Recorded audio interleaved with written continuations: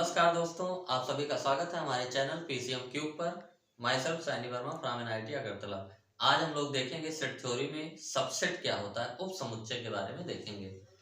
तो हम लोग स्टार्ट करते हैं। उप समुच्चय क्या होता है?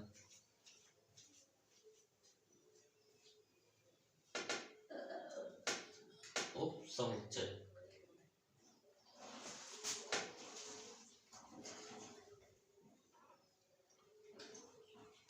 सबसेट्स। तो जैसे हम लोग देखते हैं, जिलाधिकारी होता है, उप जिलाधिकारी होता है। तो उप जिलाधिकारी क्या होता है? उप जिलाधिकारी जिलाधिकारी के अंडर में काम करता है। जो उसका रेंज होता है वो उप जिलाधिकारी का, वो जिलाधिकारी के रेंज के अंदर आता है। और उप जिलाधिकारी का रेंज क्या होता है? पूरा बड़ा सा होता है। और उसके रेंज में क्या आता है? उप जिलाधिकारी ऐसे मान सकते हैं कि ये पूरा डिस्ट्रिक्ट है, तो उसमें एक पर्टिकुलर जो होता है, एक तहसील हो गया, तो ये उप जिलाधिकारी के अंदर में आता है। और ये पूरा रेंज किसके अंदर में आता है? ये जिलाधिकारी के अंदर में आता है। तो उप का यही मतलब होता है कि इस उप समुच्चय का मतलब होता है कि किसी भी समुच्चय के उप समुच्चय का मतलब कि जो उप समुच्चय है उसके सारे एलिमेंट उस बड़े वाले समुच्चय में होना चाहिए, तो उसको क्या बोला जाता है? उप समुच्चय बोला जाता है। जैसे हम लोग एक एग्जांपल देखते हैं, एग्जांपल से ज्यादा समझ में आएगा कि उप समुच्चय क्या होता है। एक सेट हम लोग डिफाइन करते हैं ए, सभी x का समुच्चय, जहां पे x क्या है? जहां पे x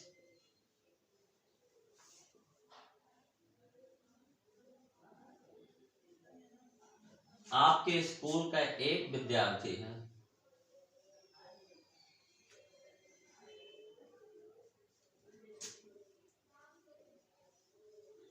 एक सेट हम लोगों ने डिफाइन किया है ए क्या है? आपके स्कूल के सभी विद्यार्थियों का समूह। तो उसको कैसे लिखा जाता है? सभी x का समूह, जहां x क्या है? आपके स्कूल का एक विद्यार्थी है। और हम लोग एक सेट और बी देते हैं, सेट बी, सभी x का समूह, जहां x यहाँ पे क्या है? x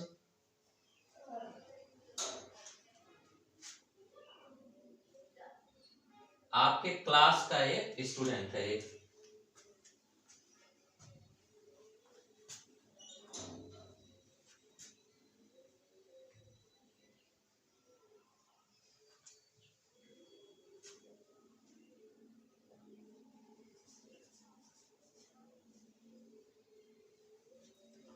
तो सेट ए क्या है? सेट ये है कि आपके स्कूल के सभी विद्यार्थियों का समुच्चय। और सेट बी क्या है? आपकी क्लास के सभी विद्यार्थियों का समुच्चय। और इसको लिखने का ये तरीका है, सभी x, जहां x आपके स्कूल का एक विद्यार्थी है। और ये क्या है? सभी x, जहां x आपकी कक्षा का एक विद्यार्थी है। तो ए सेट क्या बताता है? ए सेट आपके स्कूल के सभी विद्यार्थियों का समुच्चय है। आपके स्कूल के सभी विद्यार्थियों आपके स्कूल के सभी विद्यार्थियों का समुच्चय। और बी क्या है? आपकी कक्षा के सभी विद्यार्थियों का समुच्चय।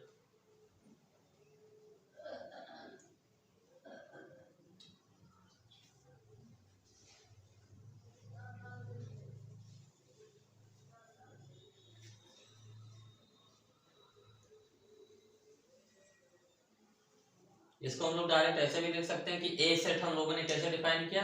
आपके स्कूल के सभी विद्यार्थियों का समुच्चय। और बी सेट हम लोगों ने कैसे डिफाइन किया? आपकी कक्षा के सभी विद्यार्थियों का समुच्चय। तो जब आप सेट ए बनाएंगे, तो सेट ए बनाएंगे, आपके स्कूल में जितने भी लड़के पढ़ते हैं सारे लड़कों को क्या करेंगे? उसमें लिस्टेड कर देंगे। सेट ए आपका तैयार हो गया। सेट बी क्या होगा? आपको सेट बी आपके क्लास में जितने लड़के लड़की पढ़ते हैं सबका सेट बना लेंगे, तो आपका सेट बी तैयार हो जाएगा। अब आपके सेट बी में जितने भी एलिमेंट होंगे, यानी जितने भी लड़के लड़की आपकी क्लास में हैं, वो जब आपने सेट ए तैयार किया है तो सेट ए में तो वो होंगे ही होंगे, क्योंकि आपकी कक्षा में जितने लड़के हैं वो आपके स्कूल में तो पढ़ते हैं ना। तो आपके स्कूल में सभी क्लास के लड़कों का जब आप समुच्चय बनाएंगे तो उसमें आपकी क्लास के लड़के तो आएंगे ही। तो इसीलिए हम ये कहेंगे कि बी में जितने अवयव होंगे सारे के सारे ए में जरूर होंगे। बी के जितने भी अवयव होंगे ए में जरूर होंगे। तो इसीलिए बी क्या होगा, ए का उप समुच्चय होगा। तो उप समुच्चय इसी हिसाब से हम लोग डिफाइन करते हैं कि अगर किसी भी समुच्चय के सारे एलिमेंट एक दूसरे समुच्चय में हैं तो वो समुच्चय क्या कहलाता है, वो जिसमें सारे एलिमेंट है उसका उप समुच्चय कहलाता है। अब इसमें एक चीज ये होता है कि ए के सारे एलिमेंट बी में होना कोई जरूरी नहीं है। ए तो एक बड़ा सा समुच्चय है, इसका कोई मतलब नहीं, केवल बी के सारे एलिमेंट ए में होने चाहिए, उसके बाद ए में कुछ भी हो सकता है।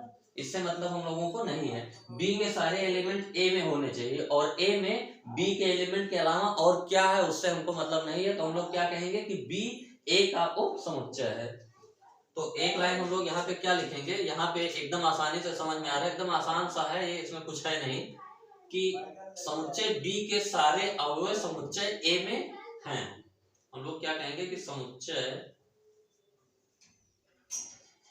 समुच्चय बी के सारे अवयव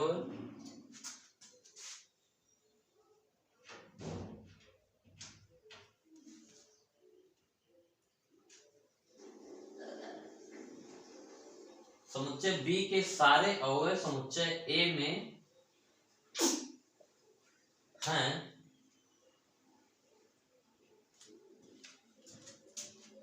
अतः हम कह सकते हैं कि समुच्चय बी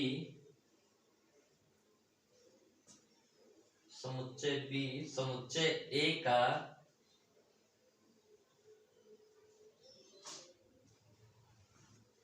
उप समुच्चय है।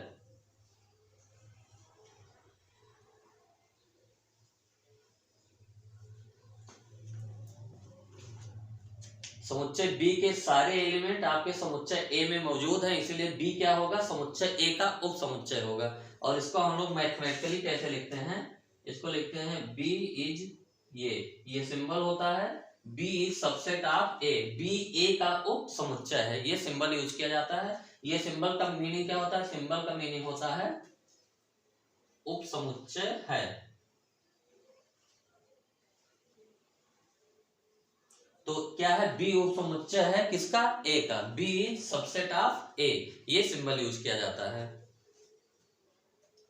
उप समुच्चय है या इसको अंतर्विष्ट भी बोला जाता है। ये जो सिंबल है अंतर्विष्ट का मतलब कि बी जो है उसके अंदर में है, बी के सारे एलिमेंट ए में हैं। तो ये हमारा थोड़ा सा डेवलपमेंट हो गया कि उप समुच्चय क्या होता है। अब हम लोग थोड़ा डेफिनेशन लिख लेते हैं इसकी, जो मैथमेटिकली होता है।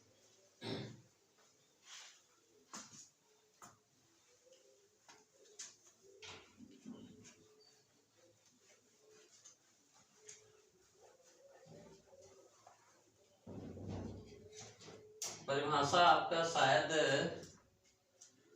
4 या 5 होना चाहिए। परिभाषा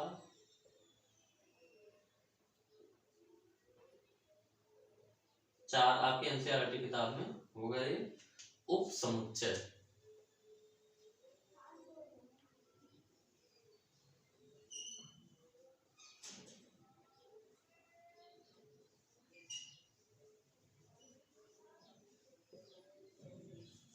तो परिभाषा लिखने का मतलब ये नहीं होता, हम लोग जो डेवलप किए हैं वही लेकिन परिभाषा थोड़ा सा क्या होता है, परिभाषा एकदम जो है क्लियर लैंग्वेज में होता है कि उसमें कोई भी चीज छूटने नहीं पाती, लेकिन हम लोग जब समझते हैं तो उसी को एक लैंग्वेज के रूप में लिख देते हैं। अभी हम लोगों ने जो देखा है कि बी के सारे एलिमेंट ए में अगर हैं तो बी ए का उप समुच्चय है। तो इसी को हम लोग मैथमेटिकली क्या लिखेंगे, पहले लैंग्वेज में लिखेंगे फिर मैथमेटिकली क्या होता है कि यदि समुच्चय ए का प्रत्येक अवयव समुच्चय बी में बी का भी एक अवयव हो तो ए बी का उप समुच्चय कहलाता है।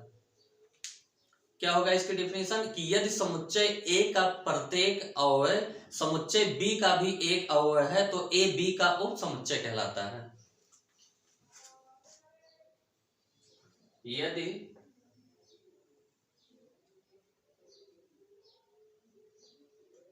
समुच्चय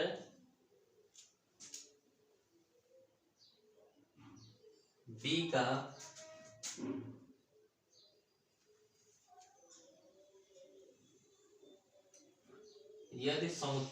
का प्रत्येक अवयव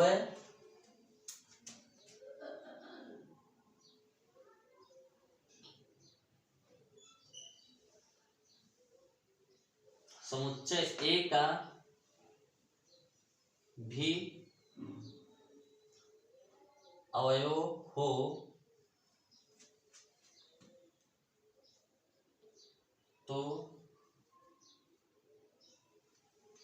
तो हम कहते हैं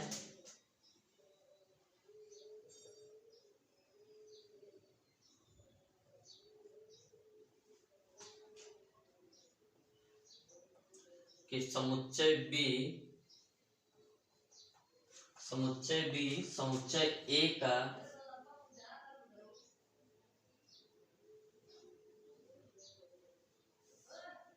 A का उप समुच्चय है।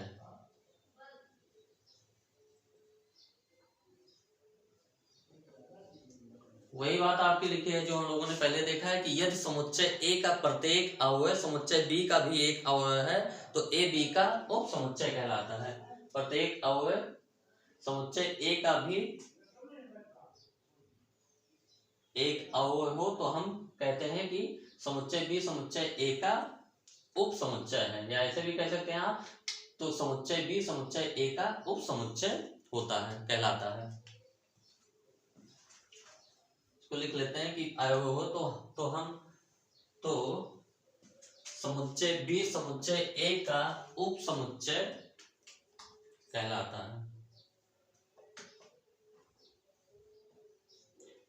है। और हम लोग लिखते क्या हैं, मैथमेटिकली लिखते हैं कि B is subset of A। इसको क्या पढ़ा जाता है, B is subset of A, यानी B A का उप समुच्चय है। B या समुच्चय B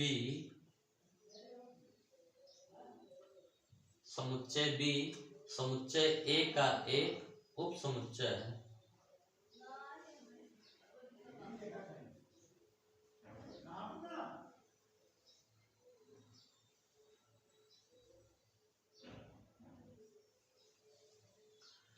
तो इसका मतलब क्या होता है, इसको आगे थोड़ा हम लोग और लेके जाते हैं कि अगर समुच्चय B समुच्चय A का उप समुच्चय है तो अगर हमको ये पता पड़ जाए कि कोई एलिमेंट समुच्चय B में है तो हम लोग डेफिनेटली कह सकते हैं कि वो समुच्चय A में जरूर होगा, क्योंकि समुच्चय B के सारे एलिमेंट समुच्चय A में हैं।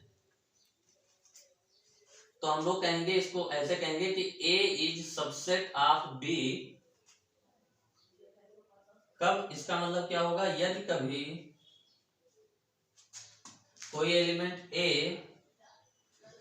एलिमेंट आपका A है,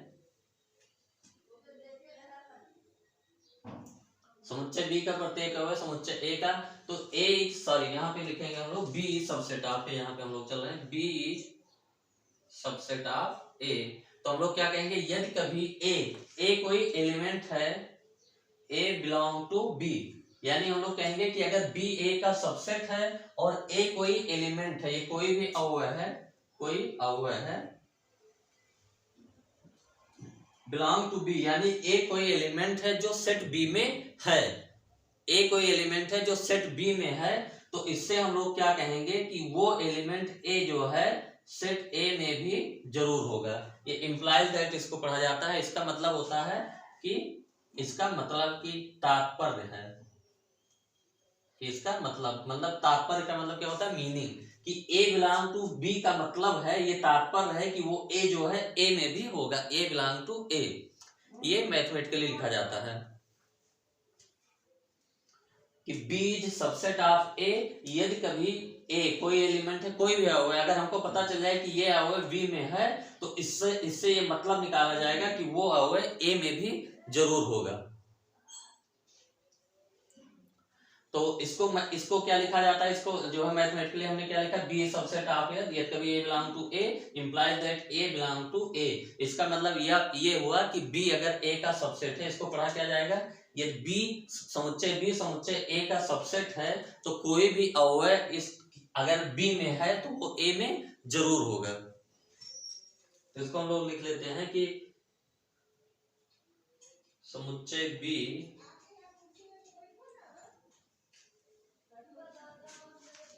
समुच्चय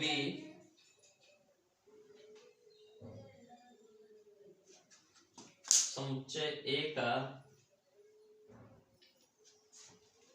एक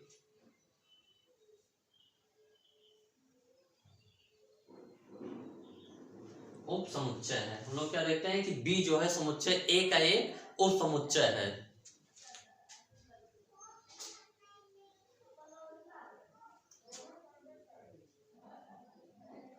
यदि हम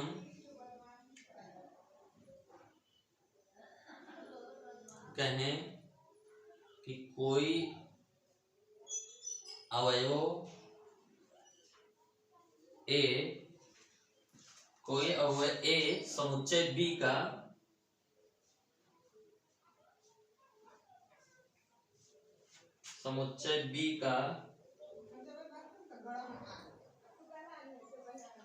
एक अवयव है तो इसका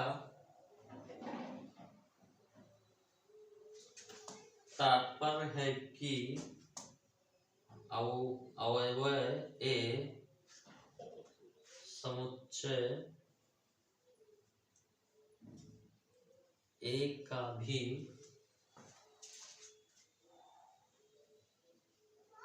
एक अवयव होगा।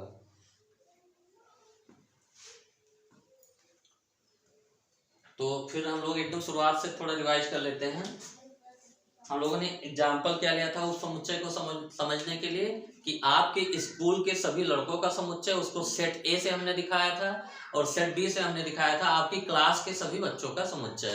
तो आपकी क्लास में जितने भी लड़के होंगे वो आपके स्कूल के में तो होंगे ही, स्कूल के सेट में, तो इसीलिए आपकी क्लास के जो लड़कों का समुच्चय है वो आपके स्कूल के लड़कों के समुच्चय का उप समुच्चय होगा। और उस समुच्चय की डेफिनेशन ये होती है कि किसी भी समुच्चय के अगर सारे एलिमेंट एक दूसरे समुच्चय में मौजूद हैं तो वो जो समुच्चय होता है पहले वाला वो दूसरे का उप समुच्चय कहलाता है। तो हम लोगों ने ए माना था आपके स्कूल के बच्चों का समुच्चय और बी आपकी कक्षा के बच्चों का समुच्चय। तो बी क्या है, सबसेट ऑफ ए। उसको लिखा कैसे जाता है, बी इज सबसेट ऑफ ए। इसको क्या पढ़ा जाता है कि बी ए का उप समुच्चय है। अब फिर हम लोगों ने डिफिनेशन लिखा है कि यदि समुच्चय बी का प्रत्येक अवयव समुच्चय ए का भी एक अवयव हो, यानी बी के जितने भी एलिमेंट हैं ए के भी एलिमेंट हो तो समुच्चय बी समुच्चय ए का उप समुच्चय कहलाता है। और लिखते कैसे हैं, B is subset of A या बी ए का उप समुच्चय है। अगर B is subset of A है, हमको ये पता है कि B is subset of A यानी B A का उप समुच्चय है, ये हमको पहले से पता हो, तो इसका मतलब ये होता है कि अगर कोई एलिमेंट A हमको पता चल जाए कि वो B में है तो हम लोग इस आधार पे कह पाएंगे कि वो एलिमेंट A जो है इस सेट A में भी होगा। तो इसका मतलब क्या होता है, B is subset of A, इसका मतलब होता है कि यदि कभी A बिलोंग टू B यानी A समुच्चय B का अवयव है तो इंप्लाइज दैट कि ए समुच्चय ए का भी अवयव होगा। इसका तात्पर्य है, इसका मतलब है कि बी सबसेट ऑफ ए है तो अगर ए जो है बी का अवयव है तो इसका मतलब ये होगा कि वो ए जो है इस कैपिटल ए सेट का भी अवयव होगा। तो इसको कैसे लिखा है कि समुच्चय बी समुच्चय ए का एक उप समुच्चय है। यदि हम कहें कि कोई अवयव ए समुच्चय बी का एक अवयव है तो इसका तात्पर्य है कि अवयव ए समुच्चय ए का भी एक अवयव होगा। तो डिफिनेशन से हम लोग क्या करते हैं कि अगर दिया है कि दो सेट है आपका कि समुच्चय बी समुच्चय ए का उप समुच्चय है, समुच्चय बी समुच्चय ए का उप समुच्चय है और हमको पता चल जाए कि कोई एलिमेंट ए है वो बी में है, ये जो है हमको पता चल जाए, तो इससे हम लोग इससे तात्पर्य निकालेंगे, इसका कंक्लूजन निकालेंगे, क्योंकि बी सबसेट ऑफ ए है कि अगर ए बी में है तो ए जो है निश्चित रूप से वो ए में होगा। ये हम लोग क्या कर रहे हैं, उल्टा चल रहे हैं कि ये पहले से गिवन है हमको, तो इसका एक एलिमेंट, कोई भी एलिमेंट अगर इसमें है तो इसमें होगा। और डिफिनेशन से हम लोग सबसेट कैसे डिफाइन करते हैं कि अगर बी के सारे एलिमेंट ए में हैं तो बी ए का सबसेट है। तो दो चीजें यहाँ पे होंगी कि हम लोग कैसे निश्चित करेंगे कि कोई सेट किसी का उप समुच्चय है, एक ये हो गया। और अगर ये दिया है कि कोई सेट किसी का उप समुच्चय है तो इसका मतलब कि जिसका उप समुच्चय है उसमें सारे एलिमेंट वो होने चाहिए। तो अगर ए बी का अब एग्जांपल देंगे तो आपको और ज्यादा समझ में आएगा। ये मैथमेटिकली आपको लिखने की जरूरत है, थोड़ा समझने की जरूरत है। जो लैंग्वेज यहाँ पे यूज होता है ये समझने की जरूरत है कि यह समुच्चय बी का प्रत्येक अवयव समुच्चय ए का भी एक अवयव हो तो समुच्चय बी समुच्चय ए का उप समुच्चय कहलाता है। ये बात खत्म हो गया। बी सबसेट ऑफ ए है, ये हमको पता है। तो कोई एलिमेंट अगर बी में होगा तो इससे हम कंक्लूजन निकालेंगे, इसका तात्पर्य ये है कि वो एलिमेंट ए में भी होगा। और वही चीज ये नीचे लिखा है लैंग्वेज के रूप में।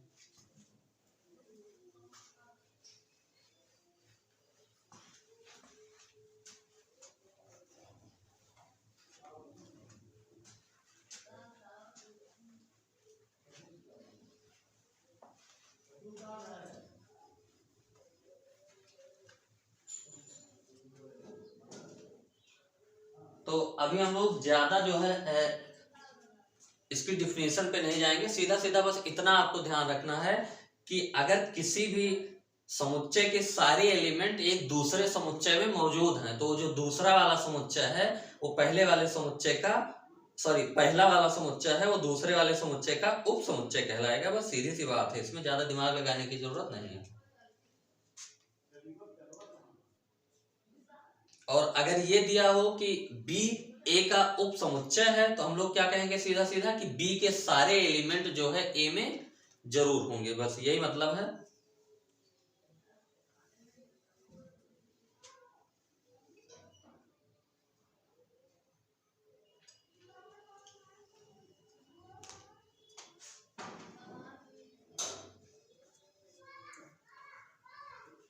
अब एग्जांपल्स हम लोग देखते हैं। मान लेते हैं हम लोगों ने एक सेट ए लिया। ए में जो आपके एलिमेंट हैं ये हैं,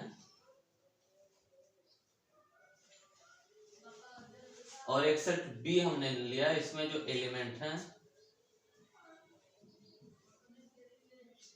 तो अब यहाँ पे हम लोग देखें बी में के कौन कौन एलिमेंट है, ए ई आई। तो बी के जो एलिमेंट ए ई आई ये ए में ऑलरेडी हैं, यानी बी के सारे एलिमेंट आपके ए में मौजूद हैं। बी के सारे एलिमेंट आपके ए में मौजूद हैं तो बी क्या होगा, ये उप समुच्चय होगा। बी क्या होगा, उप समुच्चय होगा। तो हम लोग क्या लिखेंगे, बी इज सबसेट ऑफ ए।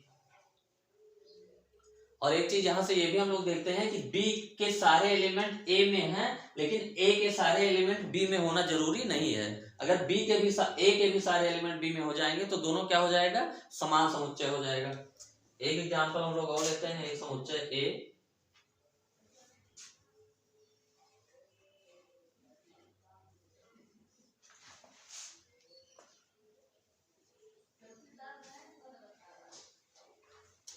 तो बी में कौन कौन से एलिमेंट है, 2 है और 4 है।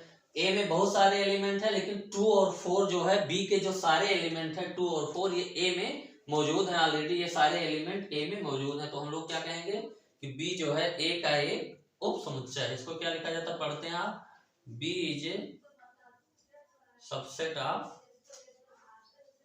ए, या बी ए का एक उप समुच्चय है, इसे पढ़ा जाता है इसको। तो ये छोटे छोटे 2 एग्जाम्पल हो गए, इससे आपका ये क्लियर हो गया कि इसका मतलब क्या होता है कि उप समुच्चय कैसे हम लोग डिफाइन करते हैं।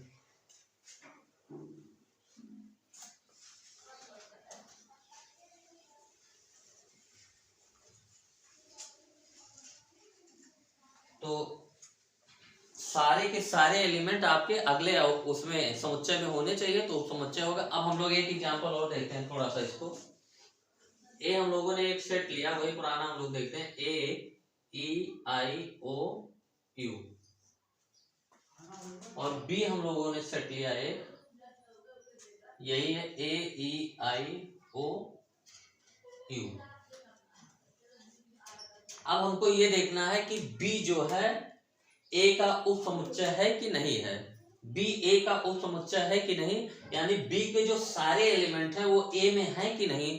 तो बी के element A E I O U, A E I O U, B के सारे एलिमेंट यहाँ ए में मौजूद हैं। तो उप समुच्चय की डिफिनेशन के हिसाब से कि बी के सारे अवयव अगर ए में मौजूद हैं तो बी क्या होगा, ए का उप समुच्चय होगा। तो हम लोग यहाँ पे लिखते हैं कि बी के सारे अवयव, बी के सारे अवयव समुच्चय ए में मौजूद हैं, अतः हम लोग क्या कहेंगे कि बी इज सबसेट ऑफ ए। अब हम लोग यहीं पे चेक करते हैं कि ए बी का उप समुच्चय है कि नहीं। तो ए अगर बी का उप समुच्चय होगा तो ए के सारे एलिमेंट अगर बी में होंगे, ए के सारे एलिमेंट बी में होंगे तो ए बी का उप समुच्चय होगा। तो ए के एलिमेंट क्या है, ए ई आई ओ यू, इसमें भी ए ई आई ओ यू है, यानी समुच्चय ए के सारे एलिमेंट समुच्चय बी में है और समुच्चय बी के सारे एलिमेंट समुच्चय ए में है। तो बी के सारे अवयव समुच्चय ए में है तो बी सबसेट ऑफ ए, और ए के सारे अवयव अगर बी में हैं तो ए सबसेट ऑफ बी हो जाएगा। ए के सारे अवयव समुच्चय बी में हैं, अतः हम लोग क्या कहेंगे, A is subset of B. तो यहां हम लोग क्या देखते हैं कि A is subset of B and B is subset of A B का समुच्चय है और बी ए का समुच्चय है। तो ये कब हो सकता है, यहाँ पे हम लोग देख रहे हैं जब ए और बी क्या हो, बराबर समुच्चय हो, समान समुच्चय हो। तो इसका मतलब हम लोग यहाँ से इस कंक्लूजन पे निकले कि A is subset of B और बी इज सबसेट ऑफ ए। का मतलब क्या होता है कि A is subset of B है आपका, और साथ में क्या है, बी इज सबसेट ऑफ ए है। तो इसका मतलब क्या निकलता है, इसका क्या तात्पर्य निकलता है, इसका तात्पर्य निकलता है कि a इक्वल टू क्या होगा, b होगा, यानी a और b क्या होंगे, समान समुच्चय होंगे। a अगर b का उप समुच्चय है और b भी a का उप समुच्चय है, इसका क्या तात्पर्य निकलेगा कि a और b क्या है, समान समुच्चय हैं। अगर a और b समान समुच्चय हैं तो उससे हम लोग ये तात्पर्य निकालेंगे कि a सबसेट ऑफ b और b सबसेट ऑफ a, अपने आप हो जाएगा। तो हम लोग इसको क्या करते हैं, ये डबल इम्प्लीकेशन इसको बोला जाता है। डबल इम्प्लीकेशन का मतलब होता है कि अगर ये है a और b समान समुच्चय हैं तो ये होगा, और अगर ये है तो ये होगा, यानी a सबसेट ऑफ b और b सबसेट ऑफ a है तो a बराबर b होगा, और अगर a बराबर b है तो a b का उप समुच्चय होगा और b a का उप समुच्चय होगा। इसका ये जो सिंबल है इसका मतलब क्या होता है, टू वे इम्प्लीकेशन इसको बोला जाता है, टू वे इम्प्लीकेशन, यानी दो तरफ से जो है, दो तरफा तात्पर्य है, दो तरफ से तात्पर्य। और इसको शॉर्ट में लिखा जाता है आई डबल एफ, इफ। तो यहां से हम लोगों को क्या समझ में आया कि ए के सारे अवयव बी में है, बी के सारे अवयव ए में है। तो ये हम लोगों को समझने की जरूरत है, ये पॉइंट, टू वे इम्प्लीकेशन, इसको क्या बोला जाता है, टू वे इम्प्लीकेशन। और शॉर्ट में क्या पढ़ा जाता है, आई डबल एफ, इफ।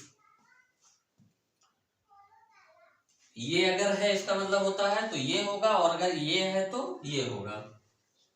तो हम लोगों ने यहाँ एग्जाम्पल से देख लिया, अगर ए बी का उप समुच्चय नहीं होगा या बी ए का उप समुच्चय नहीं होगा तो हम उसको कैसे लिखते हैं, एक पॉइंट इसमें और हम लोग लिखते हैं,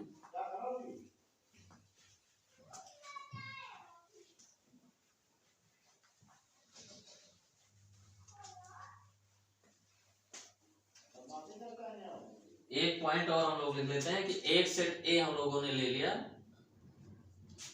ए ई आई ओ यू, एक सेट बी आपके पास है, ए बी आई। अब हम लोग देखते हैं ए के सारे एलिमेंट बी में नहीं है, बी के सारे एलिमेंट ए बी आई, इसमें ए तो है, आई भी है, लेकिन बी नहीं है। तो बी के सारे एलिमेंट ए में नहीं है, यहाँ पे बी के दो एलिमेंट मिल रहे हैं लेकिन ये बी नहीं है। तो हम लोग यहाँ पे क्या देख रहे हैं कि बी के सारे एलिमेंट ए में नहीं है, तो इसका मतलब बी ए का उप समुच्चय नहीं है। तो हम लोग लिखेंगे कि बी के सारे अवयव, बी के सारे अवयव ए में नहीं है, अतः बी ए का उपसमुच्चय नहीं है, नहीं है। और इसको हम लोग मैथमेटिकली कैसे लिखते हैं, ये लिखा है तो बी सबसेट ऑफ ए, और ये लिखा है तो इसका मतलब क्या हो गया कि बी ए का उपसमुच्चय नहीं है, बी ए का उपसमुच्चय नहीं है। तो दो पॉइंट हम लोगों ने, एक पॉइंट तो ये देख लिया कि इसको कैसे लिखते हैं कि ए सबसेट ऑफ बी, और sorry B is subset of A और B is not subset of A, B A का समुच्चय है, बी ए का समुच्चय नहीं है। और एक चीज हमने ये भी देख लिया कि प्रत्येक समुच्चय स्वयं का उप समुच्चय होता है। एक पॉइंट ये कि अगर सेम समुच्चय ले लिया जाए,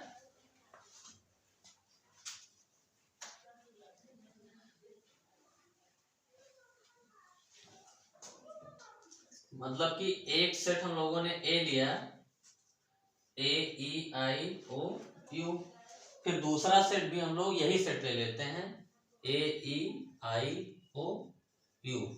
अब हम लोग देखते हैं कि क्या ए जो है ए का उपसमुच्चय है कि नहीं है। तो ए में जितने सारे एलिमेंट हैं वो ए में मौजूद हैं, तो उपसमुच्चय के डेफिनेशन के हिसाब से ए क्या हो जाएगा, ए का सबसेट हो जाएगा। तो ए इज सबसेट ऑफ ए, तो ये किसी भी ए के लिए सही है ना। तो इसका मतलब ये हो गया कि प्रत्येक समुच्चय स्वयं का उपसमुच्चय होता है, क्योंकि उपसमुच्चय के डेफिनेशन के हिसाब से इसके सारे एलिमेंट इसमें होने चाहिए, इसके सारे एलिमेंट इसमें हैं, तो ये ए इज सबसेट ऑफ ए। तो एक पॉइंट हम लोग यहाँ पे ये लिखेंगे कि प्रत्येक समुच्चय स्वयं का एक उपसमुच्चय होता है, प्रत्येक समुच्चय, प्रत्येक समुच्चय स्वयं का एक उप समुच्चय होता है।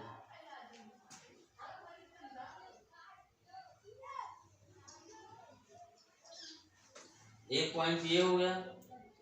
और एक पॉइंट हम लोग इसमें और देखेंगे कि जो फाई सेट होता है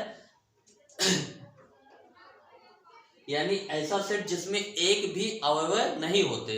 तो अगर हम लोग फाई सेट की बात करें या नल सेट इसको बोला जाता है, इसमें कोई भी अवयव नहीं है, तो ये जो है किसी भी सेट का तो उपसमुच्चय हो सकता है, क्योंकि इसमें जितने सारे एलिमेंट हैं वो सब समुच्चय में होंगे, क्योंकि इसमें रियल में कोई एलिमेंट ही नहीं है। तो उपसमुच्चय, अगर ये किसी का उपसमुच्चय होगा तो इसके सारे एलिमेंट उस समुच्चय में होने चाहिए, तो इसके एलिमेंट सब समुच्चय में होंगे। तो हम लोग क्या कहेंगे कि जो फाई होता है जिसमें एक भी अवयव नहीं होता है, तो फाई प्रत्येक समुच्चय का एक उप समुच्चय होता है, फाई प्रत्येक समुच्चय का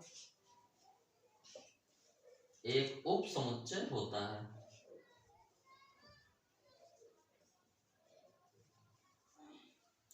इसके बाद हम लोग क्या करेंगे, उप समुच्चय पे जो एग्जांपल्स आपके दिए हैं आपके एनसीईआरटी बुक में वो करेंगे। अभी इसमें इतना ही रखते हैं हम लोग।